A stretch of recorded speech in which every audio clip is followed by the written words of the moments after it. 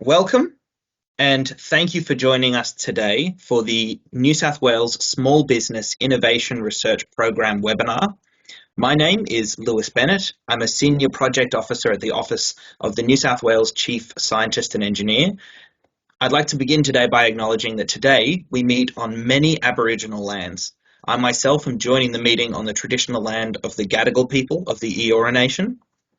We acknowledge the traditional custodians of the land and recognise their continuing connection to the land, waters and culture. We pay our respects to their elders past, present and emerging. Just some housekeeping before we start. Today's webinar will consist of a 10-minute overview of the SBIR program, followed by a presentation from the Challenge Agency, and we will finish with roughly 30 minutes of question time. Today's webinar is recorded and will be available on the New South Wales SBIR website in the coming days. If you'd like to ask a question during the webinar, please type it in the Q&A box on the right hand of your screen. Today's webinar will focus on the challenge from New South Wales Health involving cultural and linguistic diversity. We will hold a Q&A session right after their challenge presentation. We'll be answering as many of your questions as we can during the Q&A session, but if we don't have time to get to your question live during the webinar, we will answer any remaining questions and include the responses in the transcript, which will be available on our website. Please note that closed captions are also available. You can click on the CC box at the bottom right-hand corner of your screen. I will now be running you through the details of the SBIR program before we discuss the specific SBIR challenge for today's webinar. At the end of today's session, again, there will be an opportunity to ask questions. These could be about the SBIR program or this specific challenge. The SBIR program is managed by the Office of the Chief Scientist and Engineer. This office has 4 distinct functions. We produce evidence-based scientific advice for the New South Wales Government on a range of challenges. We support New South Wales research, attracting research talent and infrastructure through the managing of the Research Attraction and Acceleration Program. We promote science outreach and education for both students and the general public, and work alongside academia, government and industry to drive the commercialisation of research excellence in New South Wales. The New South Wales Small Business Innovation and Research Program is an initiative of the New South Wales Government that provides competitive grants to small and medium-sized enterprises to find and commercialise innovative solutions to well-defined problems for New South Wales government agencies. The 2022 program will provide up to $12 million in grants to New South Wales SMEs to solve the 7 New South Wales government challenges. The establishment of the SBIR program was recommended as a priority action of the Turning Ideas into Jobs, Accelerating Research and Development in New South Wales Action Plan. The action plan was developed by the Accelerating R&D in New South Wales Advisory Council, a group of leaders with experience in research, the innovation ecosystem and government policy.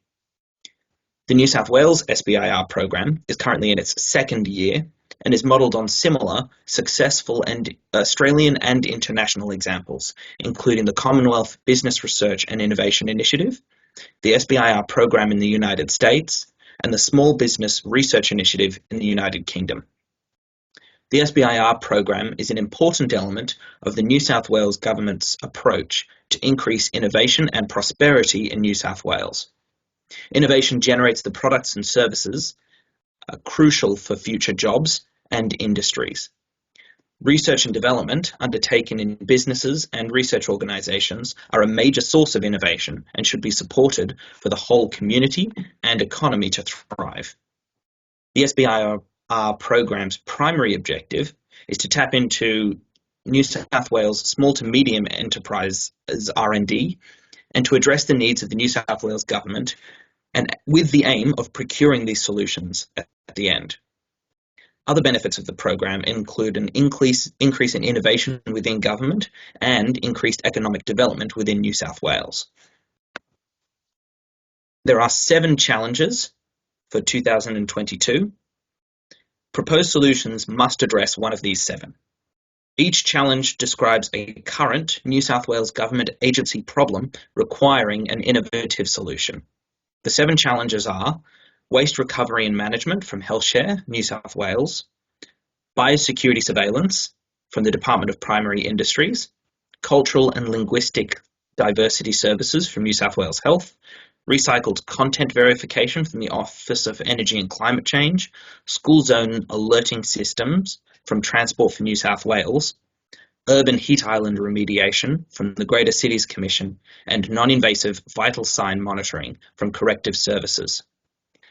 Later in the seminar, we will discuss today's challenge, the Cultural and Linguistic Diversity Challenge, in more detail.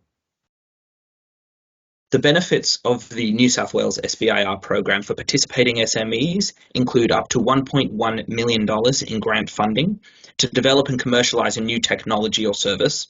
They get to work alongside the New South Wales government to pilot and test solutions with the potential of a New South Wales government contract at the end.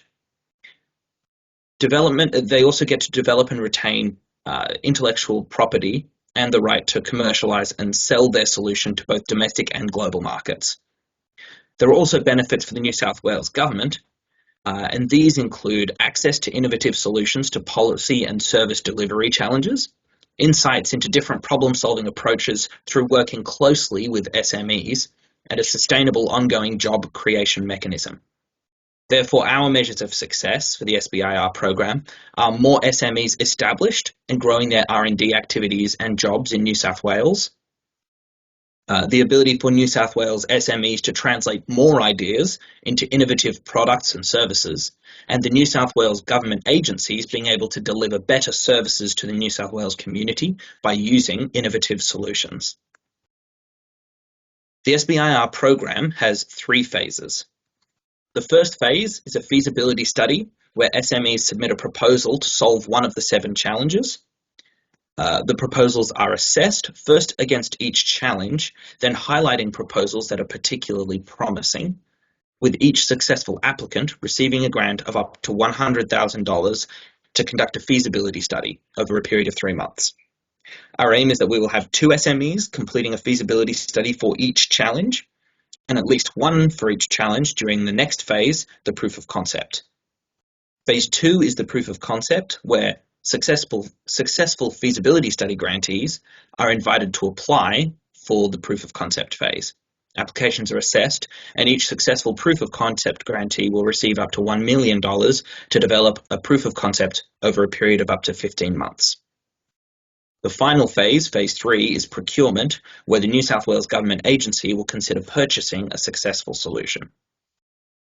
As SBIR participants complete their feasibility studies and proofs of concept, the New South Wales government agency and SBIR team will work closely with them to provide advice and input and to help them develop their solutions. This occurs via both formal monthly check-ins and updates with all participants, and also informal interactions and assistance. Post-SBIR, participants are encouraged to take their solutions to other customers and markets. The challenges have been specifically chosen so that they encourage solutions that not only the New South Wales government would consider procuring, but also solutions that could be commercialised and sold to customers beyond the New South Wales government. Applicants must meet the 5 eligibility criteria, which include having an ABN, being a small to medium organisation with less than 200 full-time employees, and being headquartered or conducting the majority of their business in New South Wales. There is also a note about IP. When we say that you must hold the IP, you don't need to formally hold that IP through a patent, but we want to make sure you aren't violating someone else's intellectual property. If you're using technology, whether patented or not, that's fine. And if you're using someone else's technology, that's fine if you have a license or right to commercialise. For more information and to view the full eligibility criteria, please refer to the 2022 New South Wales SBIR Program guidelines available on the SBIR website. For the feasibility study, phase 1, applications for the grant will be evaluated against the following 3 overarching criteria. The first is on the solution details. Describe your proposed solution and how it addresses the challenge, as well as describing your solution's current technical readiness and what level you hope to achieve during the study. Additionally, include what makes your solution more innovative and superior to what's currently on the market. Secondly, commercial details, where you describe the commercial potential of your product and your plan for commercialization, including adoption and scaling of your product or service. The priority is first on meeting the needs of the government challenge and then on wider market opportunities. Additionally, please identify potential barriers to commercialization and how these could be mitigated. And finally, on delivery details, we want to know, does your company or project team have the appropriate skills and experience? Do you have access to the equipment, technology, infrastructure, and financial resources needed to carry out this project? At this stage, you will be asked to provide a basic project plan, including a budget, risk management plan, and performance measures. We also ask applicants to submit some supporting materials, specifically a video presentation no longer than 3 minutes and a project budget. Applicants may also be required to provide profit and loss statements and balance sheets from the last 2 years, where applicable. Eligible applicants will be assessed by both the New South Wales Government agency that proposed the challenge and an independent panel of experts with experience in business development, commercialization, venture capital, and entrepreneurship. In terms of writing the application, we would recommend avoiding the use of overly technical and scientific terms, as the application will be assessed by a wide audience, including non-technical and non-commercial people. There should be a focus on meeting the needs of the challenge, and please make sure to include any data or details that support claims that you make. Each question in the application form states which assessment criterion it's being scored against. Try to respond as directly and succinctly to each question asked. There is a word limit for each question. Try to fully use this word limit to make the strongest possible case for your solution. And finally, additional documentation that is referenced throughout your application. Please ensure it's clearly labelled when it's attached to the form. Please read the 2022 New South Wales SBIR Program guidelines before applying. The guidelines set out the SBIR program process and requirements in detail, including the eligibility and assessment criteria, how we assess applications, how we notify applicants and enter into grant agreements with grantees, how we monitor and evaluate performance, and the responsibilities and expectations in relation to this opportunity. You may also wish to consult the New South Wales SBIR FAQs, which will be available on our website. When you're ready to apply, you can find the online application form on our website, shown on screen. Applications close at 9:59 a.m. Australian Eastern Standard Time on Tuesday, the 28th of February, 2023. Thank you for your time today. I'll now pass over to the Challenge Agency, who will talk through their challenge for today's webinar. Again, at the end of the webinar, we will answer questions on both the SBIR program in general and the specific challenge we are discussing today. Thank you very much. Over to you, Josephine. Yeah, thank you, Lewis. Thank you for you and your team to take us through the challenge webinar. And also thank you for the Chief Scientist and Engineering Department and Office to have these visions about the program. So for today, we present on behalf of South Western Sydney Local Health District, and David Kelly from the team actually going to share the slide. And we got Professor Hyatt for answer some of the clinical questions, and also have Katina, Director of Interpret Service, also will answer some of the questions at the end. So we're going to share a few slides. So my name is Josephine Chow. I'm a Director, Strategic Partnership from South Western Sydney Local Health District. So we come up with this Cultural and Linguistic Diversity Service Challenge, and then we basically call the call, and it's actually on behalf of New South Wales Health. And we're going to basically base that challenge and proof of concept, ideally in South Western Sydney Local Health District. Next slide, David. So just want to actually give you a little bit of the demographic information, background information about the health, New South Wales Health, which is actually one of the bigger agents in government in New South Wales. So we have 11 local health districts across New South Wales, and for South Western Sydney LHD, we have over 17,000 FTE staff. The budget for this financial year, not because we got more money, it's because of the population growth and the demand. We actually close to $2.1 billion budget annually. And we were one of the biggest, as what I said before, with all the populations in this region. And it's got a higher non-English speaking background population and also the vulnerable population as well. So we support not just the core population, but also we got the biggest refugee health population here. You can see the number is huge. And if you're looking at this LHD, over 40% of the population in southwestern Sydney, we're talking about from Bankstown all the way to Mittagong, the Highland, 40% of the population speak a language other than English at home. And if you go to specific regions such as Fairfield, you may actually find over 70% of the population there speak a language other than English at home. So in health, we try to connect people, not just basically by phone and by paper, to understand the background and ethical challenges, to connect them really in a way that we can actually provide care and get everybody communicate in a way. It's always a challenge. And it's improving challenge when we actually gone through the pandemic, the flooding, the bushfire for the last couple of years. We understand it quite a bit. And for Katina's team, in particular for interpret service, you can imagine the demands actually really high. And we actually reach even over 6,000 occasional service per day we're talking about. So it's quite a big demand to actually make sure that we reach out to between linking the clinicians, the healthcare worker and the community. Unfortunately, we look at is there anything like recognized digital solution for this area, for the challenge? Not really. Anything recognized or anything like evidence-based proven solution.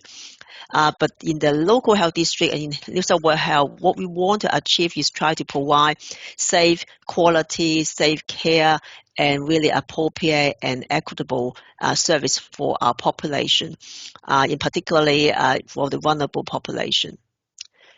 David, next slide, please. So this is not an update. This is 2020 to 2021. We got one of the update ones just coming out. So reach out to our website. They should be actually come out shortly. But give you some idea of what the Southwestern Sydney actually coping with. The occasional service, how many services in that year, and then you're looking at the mental health is a big demand as well. We have drug health, oral health, population health, and obviously last 3 years we've been doing lots of contact tracing, testing, and vaccination on top of what we normally do at the BAU. We have a population, that's what we try to focus our solution to start with, to focusing on the antenatal population, because we got a really big birth rate. And I welcome you if you got any question, then put it to the chat and then we will try to answer it, or Professor Hai will try to answer it. ED presentations, always big demands with ED presentation, with the ambulances bringing the patient to the hospital. In particular, it's not many private health service around the region, and private hospital is actually really minimal as well. So that's what the only way to go, particularly after hours, is go to ED for the local population. We have a big number of admissions and also non-admitted service such as outpatient clinic and some other service as well. Operating theatre service is 44,000 we're talking about, and then we've been working really nicely with the private hospital to actually get some of this elective surgery to be done in the private hospital as well, to use some of our resources. Next slide. So David going to share the next couple of slides really purely about some of our challenging NESB population as well. David, please. Thanks, Josephine. Yeah, just a bit more detail on our non-English speaking background. The Australian Bureau of Statistics gives finer detail on the actual households. And they talk about people who speak English not very well, not well, or not at all. And so if you want more detail, go to the ABS website and you'll be able to see that down to the LGA level. And so the 2021 census will show the granularity of the communities that we work in. Sorry, I'm just going to turn. Okay, so the problem, and just sort of an overview of what the problem is. When a clinician goes to connect with a patient, the language used is English. However, should the patient present as non-English speaking background, then a determination on whether a medical interpreter will be required. So if the clinician, which is often the case, is bilingual in the language necessary, they can potentially support the interaction. However, in the vast majority of these interactions, interpretation is required. And as Josephine mentioned, we have interpreter services that's highly utilised. And for 2021 to 2022, there was 165,893 occasions of service where interpreter services were utilised. So that's a high utilisation rate for the health service. Of course, in the ABS, you can look at where other districts have high cold populations, but certainly Western Sydney, the southeast, and Sydney Local Health District. So there's a couple of other districts, and these services, our services, need an easy-to-use tool to complement current practices that provides a faithful translation of consultations and other activities. Some scenarios that may happen. A clinician in an antenatal clinic interacting with patients who are attending from various cold communities. A community nurse making some visitations and making home visitations to multiple NESB homes in one day. The virtual care and telehealth consultations, which are ongoing. Population health department connecting with multiple communities, could be Pacifica, could be Arabic speaking or Vietnamese, when it comes to surveillance and health literacy in areas such as high risk pregnancies. Our media and department, which produced a lot of videos in multiple languages for the pandemic, for educating people on PPE use and isolation and some of the rules about isolation. Our occupational therapists who have been producing videos and content for apps. So there's plenty of examples where a solution can be used. So Josephine, did you want to talk on the challenge? Yep, I can actually keep going that. So the challenge for that is we are in health want to look at some technology such as AI, artificial intelligence solutions to support some of the delivery of health service to the core population. There's always a challenge to get the change management for both the healthcare worker, but we need to have a really reliable, safe solution. And the technology solutions, keep in mind that we work in healthcare, we don't work in the technology. So this is some limited area that we understand of, but not limited to. We're looking for AI technology for real-time video translation for ongoing video consultation.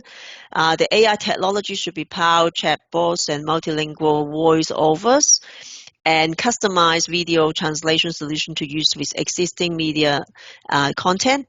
And also have the ability to build customized glossaries and libraries for medical terminology and their code translations.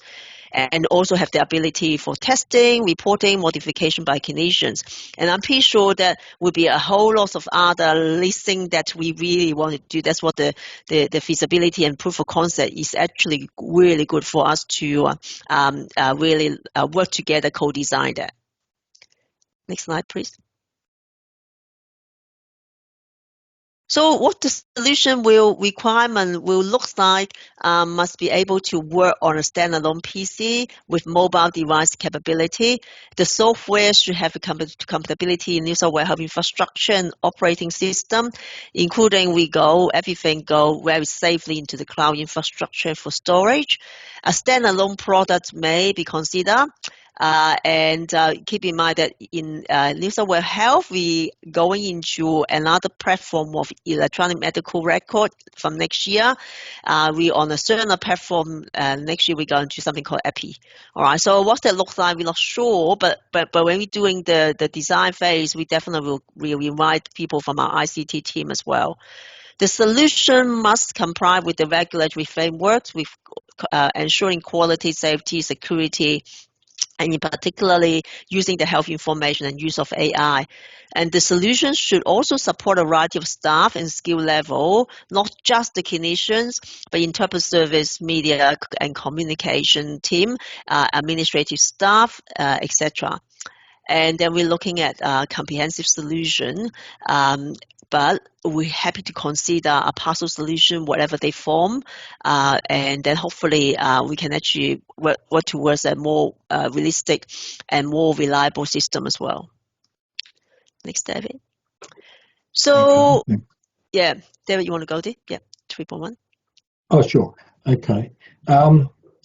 So what success will look like? The digital solutions for healthcare settings can be extended into cold communities as much as non-cold communities. This will be a customisable dashboard or similar that allows services to interact, upload videos, audio or other material for relevant cold languages. So that's from the district. From a clinician's perspective, and there's probably other perspectives, a single clinician can communicate more effectively with individuals across multiple cold communities. And patients, which is one of our key things, is will have equitable access to the same information that's in English and be able to make informed decisions in relation to their care choices. Yeah, thanks, David. So I got 2 more slides. Let me finish off the 2 more slides, very simple slide. As what we've actually put into the application, which is I think the information already in the website, that the benefit for that is we want to improve access. And it's not just the access to healthcare, but it's a quality care that is equitable for population in southwestern Sydney, in particular with a high non-English speaking background population. We want to actually have a structural shift to digital technologies, telemedicine, virtual care, rather than we just talking about using the phone, using the video, but need to be actually understandable, both the language, but also the wording and attached to the individual. And to support, we want to move more patients back into the community, look after well in the community. We call something called the hospital in the home. And then also really support them really safely in the home. David, go back to 4. And of course, the improving medical transcription, communication, efficacy is really important. Particularly, we got some data from America that this is a big business, and we really want to thinking that we will save a little bit money there, but have to be safe and quality as well. And then we want to make sure that all our service, not just inpatient service in community, pathology service, clinic, and academic center is all equipped with the same model and then same service as well, that the solution can be applied to those. Meeting the growth demand, not sure about yours. We over 1 million population going up more. We're building more hospital. The reason for that is because the population coming this way. And just to make sure that we're meeting the demand, the rapid demand, to particular the solution, they have to be actually really robust to bigger demand, that we can actually put our resources into a more required area and then to triage the solution as well. The solution, not just for clinical use, hopefully the solution can be used in the future for long health fields, whatever you come up with. And that is also potentially would be export potential for out of New South Wales to other states as well for IP solution, which we have some opportunity before during COVID, that some of the development for another solution that we have in New South Wales, actually in our Southwestern Sydney LHD, also adopted into other states. The final slide, some of the information always Lewis actually mentioned about the vendor, the requirement for the vendor to be in Sydney based, and the contractual will be with the Chief Science and Engineer Office, and then work closely with us.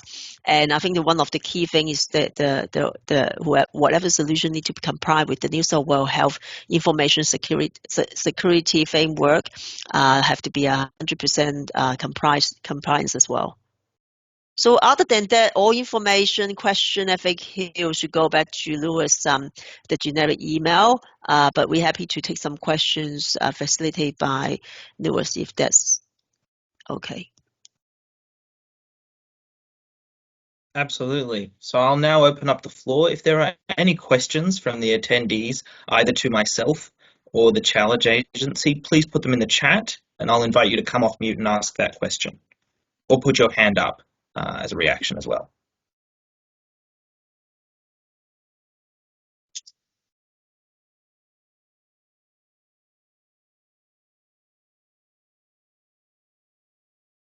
No questions. You explained it perfectly well.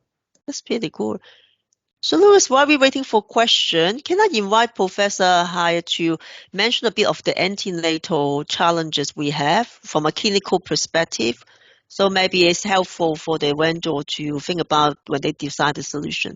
Is that all right, John? I think that's good. Can I invite Paul to ask his question, and then we'll go to John and to give that input. Paul. Hello? Please. Can you hear me? Yes, you can be heard. I was wondering if you could maybe give a general comment as to the scope of the first phase of the feasibility. So in other words, if there were, if you could kind of explain the expectations of what would happen, or what would be reported, or what the deliverable would be for that feasibility study specifically. From our side, it's a little bit difficult to say, depending on what the technology looks like. The end of the feasibility study, we are looking at the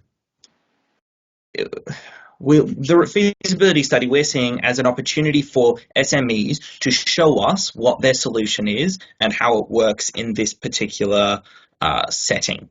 And so we're looking between technology level 3 and 6 or 7 overall, but where you land in that, it's a little bit of a conversation between the SME and the agency on what they are looking for, but see this as an opportunity to really provide us with what your solution is and how it is applicable in this circumstance and how it would work.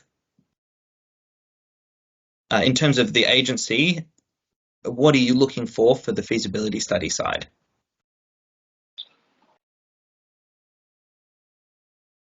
So from our perspective, we'd like to at least see a validated glossary being used in a clinical area.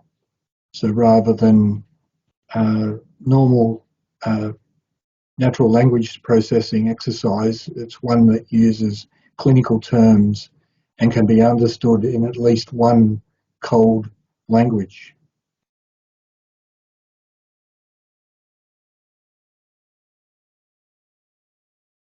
I hope that answers your question, Paul. Do you have any follow-ups from that?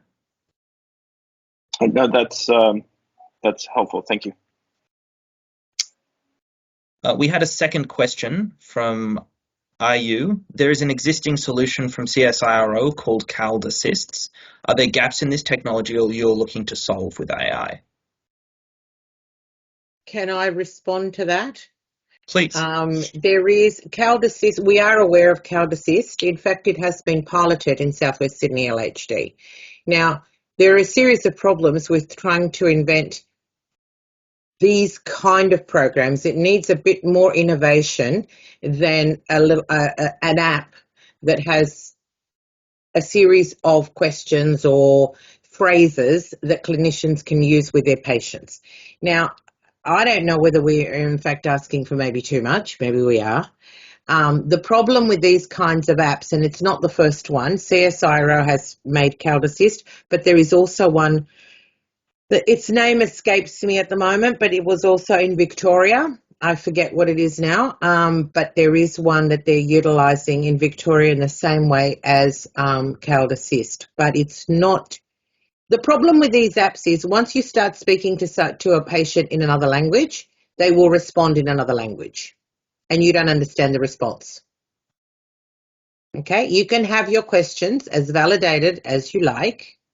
The problem is that when they respond, who's going to validate that? How are you going to get an accurate response? Yeah. And for me, there also needs to be, I mean, the program, I don't want to shoot down programs like CalDassist. I think they're a really good starting point. I don't think that they work at the moment, and that's my perspective, but I think it needs to be built in somehow with the use of humans at the other end. So you've got your AI solution, but somehow you're linking in humans at some point, because on its own, it doesn't work. Okay, because as I said, because of the responses of patients. Once patients start giving you a response, you don't know what they're saying.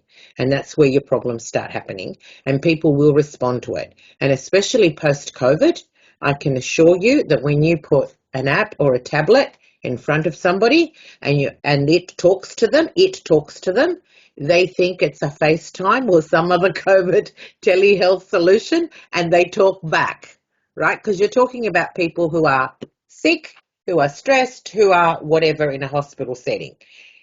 Somehow there needs to be, as I said, maybe you have interpreters on standby, maybe you have, I'm not quite sure what the solution is, but just an app on its own, we are aware is there, but that is not the solution. That's not the solution that we're looking for. We're looking for something a little bit more complex and a little bit more higher level.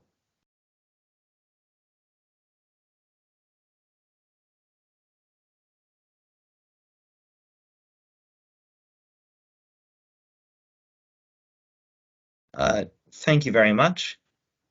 John, would you like to give that overview that Josephine was talking about briefly?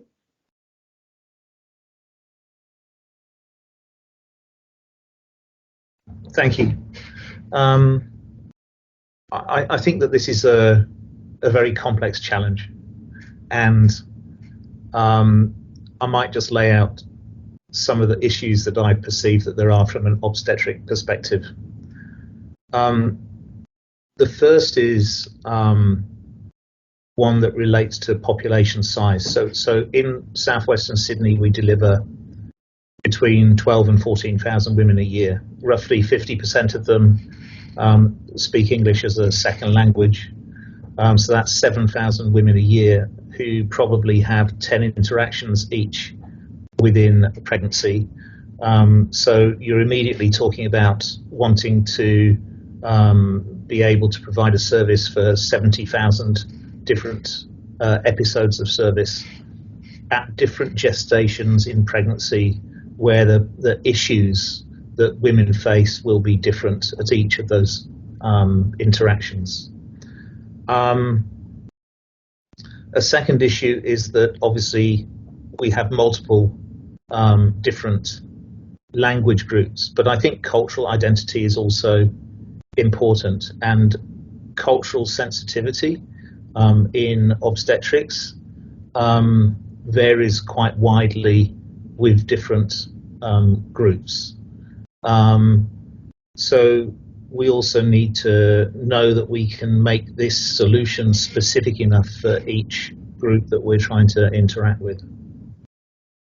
I think that one of the most important issues for us in obstetrics is trying to use these solutions to improve health literacy. We have a very significant problem with women interacting with the hospital system at a relatively late stage of pregnancy when they already have a complicated pregnancy. And our ability to either prevent complications or mitigate risk is limited by those late interactions. So how do we manage to put this in a domain where patients can access it quite readily, perhaps before they've even met a clinician at a hospital, in order to define the most appropriate pathway for them? If I then flip that the other way around, we have a responsibility to make sure that women and families are spoken to in a language that they can understand, and we use translator services for that very widely. So if we're going to move some of that work onto a AI platform that interacts with patients in place of those translation services, we need to be able to record that those interactions have happened. There needs to be some audit process for identifying that we have met our responsibilities for speaking to women. The final issue that I've written down is one related to the technical language that we use. So obviously a lot of the vocabulary of obstetrics is very specific to the situation of having a baby, and might not be very normal in the context of a vocabulary that you might use in everyday life. So on the one hand, we need to make sure that we simplify the way that we explain things, but on the other, we need to be able to use technical terms. So those were just some of the points that I think are going to be issues in relation to obstetrics. Thank you very much. Sean has a question in relation to the feasibility study being 3 months. Would there be any institutional review board requirements in order to conduct the feasibility study, and whether waiting on IRB approval should be included in the 3-month plan? Our first initial thought would be that using the feasibility study to show off some basic capabilities in your solution, with at least one CALD language, as mentioned before, and then things like IRB and permissions would be done during the proof of concept, along with actual proper trials.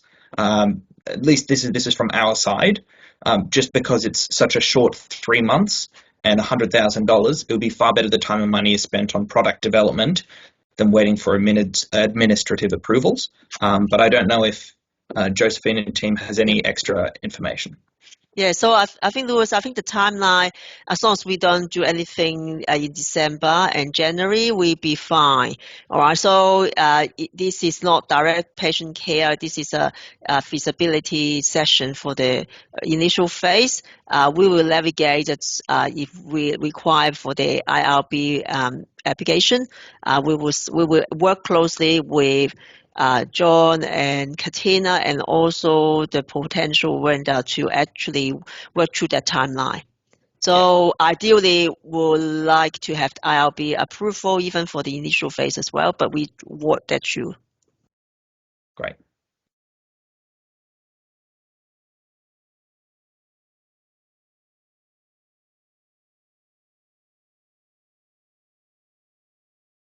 All right, if there are no further questions, I will wrap us up for today.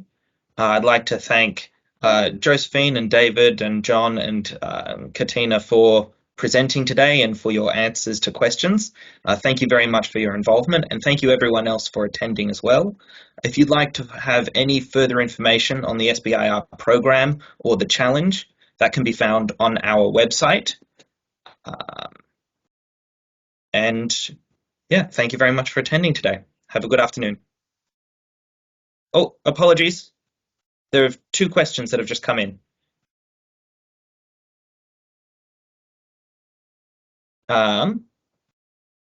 Looks like we've already lost John. The requirement mentioned... Sorry, go ahead. Demonstrate the scientific basis of the technology to address the problem. Is there specific methodology or metrics you have in mind? And co-design was mentioned. Is there an expectation this may be included also in the first phase? I would like to comment on the co-design question, and I think that is particularly important. And I think John, he's gone now, but I think he mentioned something which was really important around cultural sensitivity. And it's not just about language; it's about cultural groups per se. So there could be religious groups, there could be a whole bunch of other things, which is not just language. And I think co-design is really important, and we would need to be bringing in some consumers of different groups to be looking at that. I mean, I can give you an example. Language is language is language, but in certain things, it's a really big problem in the way it gets translated, because there's different parts of the same country or the same language in another country where they use different terms. So that sort of stuff needs to be very much consulted on, and that would, I assume, be part of a co-design. An example I remember was done many, many years ago on breastfeeding is welcome here, and they were putting that in store windows in women's dress shops and stuff like that, so women could go in and breastfeed their babies. Now, in certain languages, breast translated into all sorts of stuff, right, which was not correct. Some of it was interpreted to be very offensive. Some of it was the equivalent to lay language or urban language, if you like, if that's a better word. Like the sort of examples that they gave us at the time was that doesn't say breast, that says boob. The equivalent in English is boob, and that's offensive. While it might not be rude as such, it's still not appropriate. So you need community groups who speak that language to come up with the best terms for those sorts of things. Yeah, it's really important. Gender issues with languages that have don't have 3 genders, only have 2, is also a really big issue. How you interpret that. Again, many years ago, domestic violence is a crime, it's not worth it. The translation was domestic violence is a crime, she's not worth it. Like, yeah, these sorts of things have happened over and over. Now, we are not all, some of us on this chat might be bilingual, trilingual, whatever, but we are certainly not, experts in every single language. So that co-design and bringing in people from those communities that we are piloting in is absolutely critical and essential to anything that we do. Yeah, Louis agree, and I may address the first question about demonstrating scientific basis for technology. So just the tips, if you got somebody to do a really good literature search, there are some existing evidence-based methodology how to evaluate from a research lens, how to evaluate and about language translation. So it's not just translation, but it's actually interaction and translation. So if you can actually Google that, and that's what when Katina said we co-design, we want to have a robust research methodology at the beginning, also utilizing some of those methodology as well, which is very important. Great, thank you. As long as those are the final questions, we will now wrap up. Thank you again, everyone, for attending. Again, a transcript of this meeting, including questions and answers, will be put up on our website. Have a great afternoon.